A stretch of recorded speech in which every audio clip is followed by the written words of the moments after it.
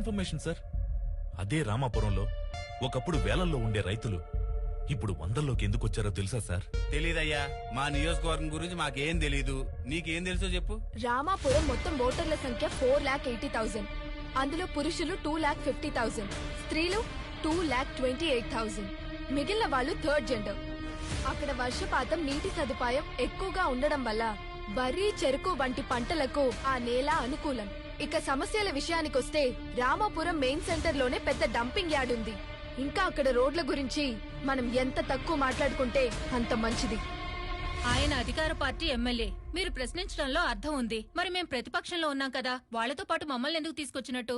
ఒక ప్రతిపక్ష పార్టీగా మీకు గవర్నమెంట్ సపోర్ట్ లేకపోవచ్చు, కానీ వాయిస్ రైజ్ చేయడానికి అసెంబ్లీ ఉంది కదా. అక్కడెందుకు మాట్లాడరు సమస్యలపైన? ప్రజలు ఓట్లేసి అసెంబ్లీకి పంపింది వాళ్ళకేదో మంచి చేస్తారన్న నమ్మకంతో. కానీ పెట్రోల్ రేటు పెరిగితే పట్టింపు లేదు, ఉల్లి ధర ఊసే లేదు. రైతుల ఆత్మహత్యలు మనకు కేవలం ఒక వార్త మాత్రమే. మారాలి మన